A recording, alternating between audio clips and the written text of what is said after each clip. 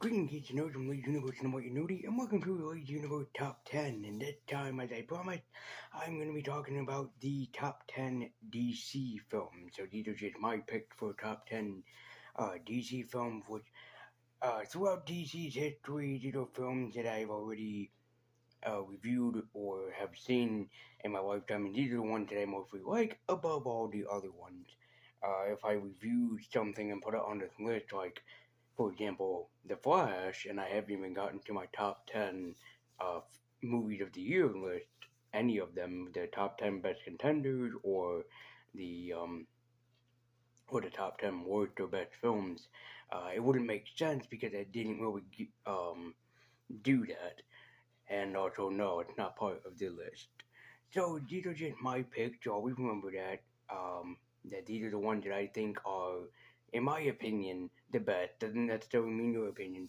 And also, I had to pick one movie per franchise. So, for example, for the Christopher Nolan films, the Dark Knight trilogy, I have to pick just one of those movies, and that's it. Um, if I were to talk about one of the Superman films from like the Superman, what would it be like, quadrilogy? I have to pick just one of the films from that list. So this, so just like my Marvel movie film was, which I will pin in the comments down below if you ever want to see that.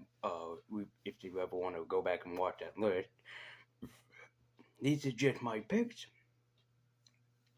And these are just my opinions. So without further ado, let's go and join the DC universe, swing around Gotham City with Batman, fly high with Superman, or run through the streets with the Flash, or hop into the invisible plane with Wonder Woman.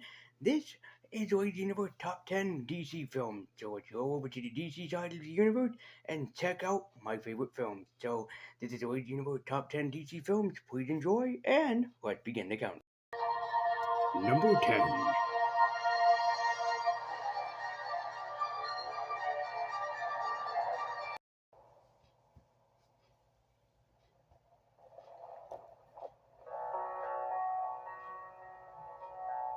Everybody knows.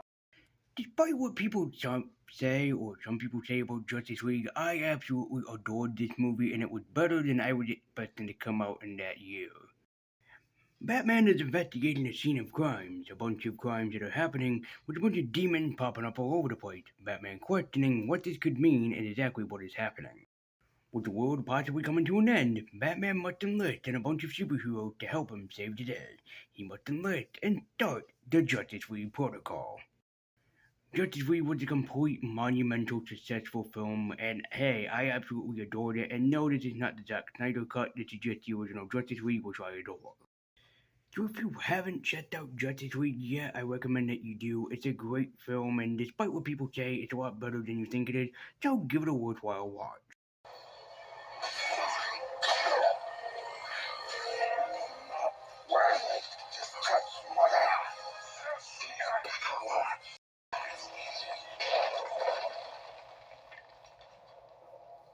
You're all too weak to see the truth. Well, and a justice.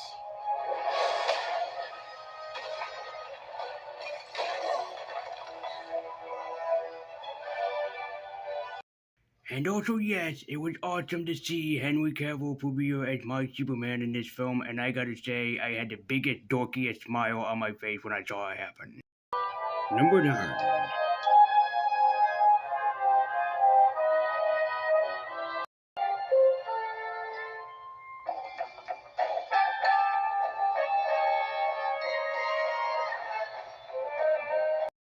Holy nostalgia, Batman, do I love this movie. I took it out a bunch of times when I was a kid from the blockbuster movie stores, and fuck it, I love it. A ship had been commandeered, meaning that Batman and Robin must rush to the rescue in their biggest action adventure yet in a movie like that you have never seen before at the time. Meaning that the dynamic duo is on their biggest case yet, as they find out that they have to face off against all of their adversaries, not just one, but all of their deadliest adversaries. The Joker, Penguin, Riddler, and Catwoman all in the same place that the Cape Crusaders must face off, all with each other. Some would say that this movie is cheesy as hell, but you know what? I don't care. This is one of my favorite nostalgic movies, and this is why it's at number 9 on the list for me.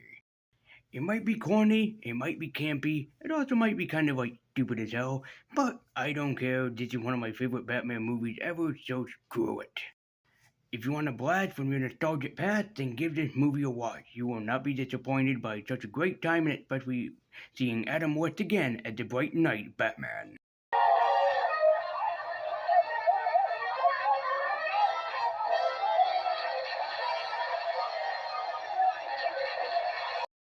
Number 8.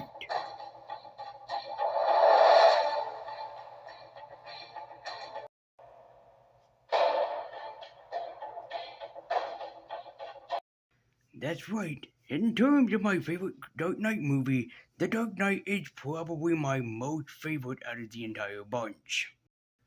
There's a new person in town, the Joker, who was hinted at at the end of Batman Begins, who just so happened to make his smiling face noticeable in this film. As both Batman and the GCPD will have to find out what exactly the Joker wants, who is he after, and what exactly is his endgame and end goal in Gotham. As okay, sure, people probably pointing out that this is basically just nothing but a big crime drama with Batman, but screw it, it's actually enjoyable and a lot better than I was expecting at the time. Also, Heath Ledger was a great Joker. Not exactly my favorite, but then again, hey, the guy did a good job with what he was given and made it worth his time until his death. If you had to pick one Christopher Nolan movie to watch, I highly would recommend The Dark Knight. You will not be disappointed by how damn good that this movie actually is. It's a worthwhile watch that should be seen by any and all fan, whether you're a Batman fan or not. Give this movie a worthwhile watch. You will definitely not be very disappointed. Killing is making a choice. Choose between one life or the other. Number 7.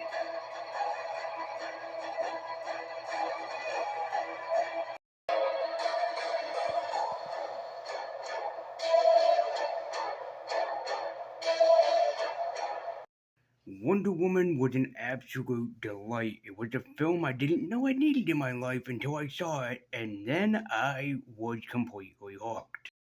Born upon the island of Themyscira, Diana Prince, or just Princess Diana, was a faithful warrior and a worthy woman to become such a faithful hero.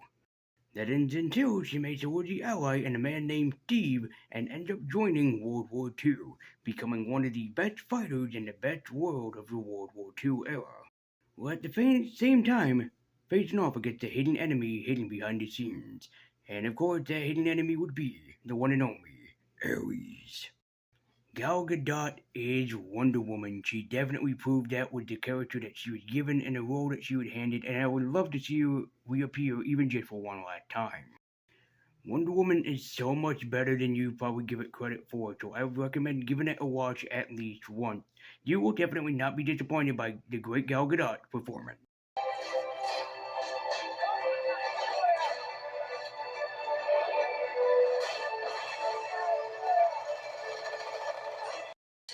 Number 6. I never drew the diagram, how to deal with this shit, so I still in.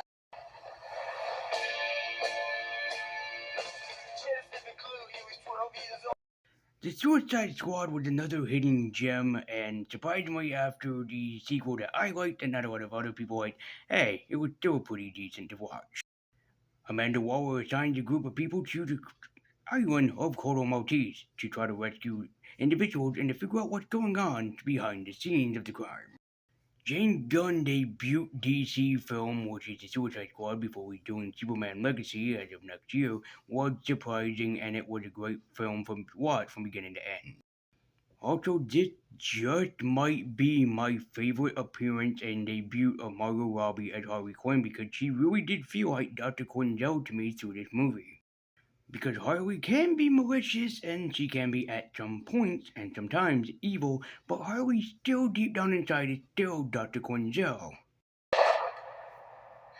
sorry. Recently I made a promise to myself that the next time I got a boyfriend, I'd be and I would murder him. And killing kids, kind of a red So if you were like, hey, I've seen the original Suicide Squad, but I didn't like it, then check this one out because it might be more up your alley and it might be one that you might enjoy more. So, give the Suicide Squad a worthy watch and a worthy chance, especially if you can pick it up and if you can find it, or even if you watch it on streaming, give it a look-see because it's just so damn awesome.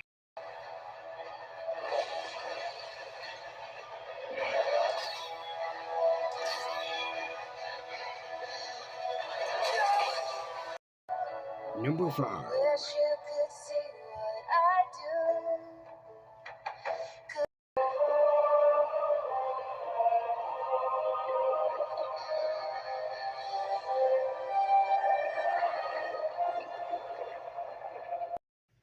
God damn it, was Aquaman such a delightful film to watch from beginning to end, and especially it was a surprising film because I liked it more than I would actually like to admit.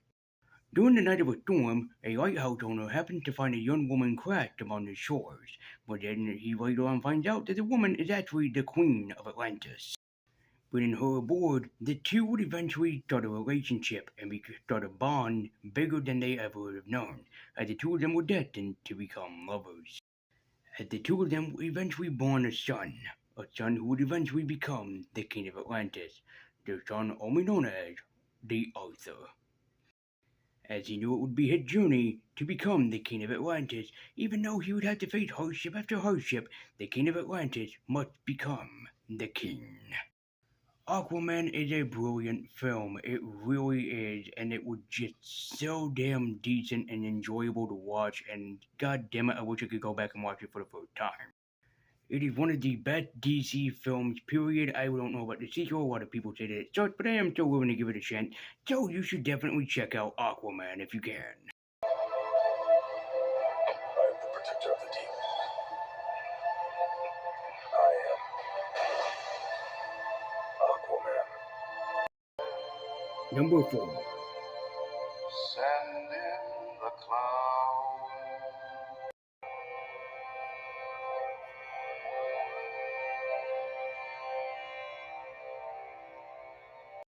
Joaquin Phoenix Joker was an absolute fucking delight of a movie. Even though I was against it at first, especially choosing Joaquin Phoenix, it definitely grew to be a favorite.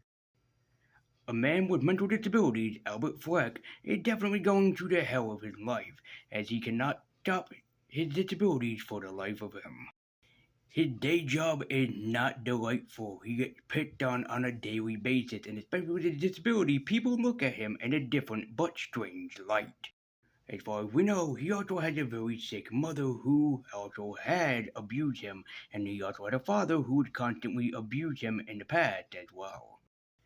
This movie really made you feel for Albert, really what he was going through, and understand everything about him, and really feel for such a sympathetic villain. I don't know, and I would love to know how Todd Phillips created such a sympathetic character just like the fucking Joker, but somehow he managed to pull it off. Which makes it all the more unsettling and terrifying when he finally is transformed into the Crown Prince of Crime, when he finally does become Joker. How about another joke, Ray? I think we've had enough of your jokes. What do you get I don't think so. when you cross I think a we're mentally done. ill? Call the police. Get what you fucking deserve.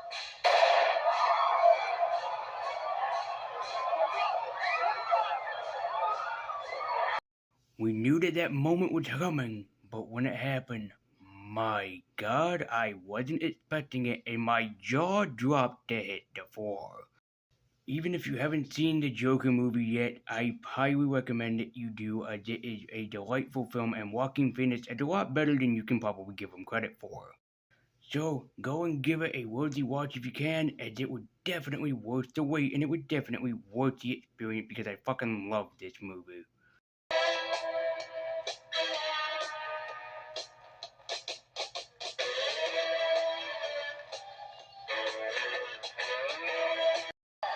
Number 4.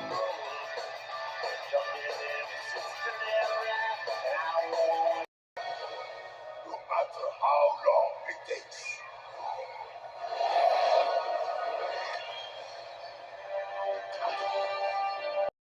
After the failure of the Captain Marvel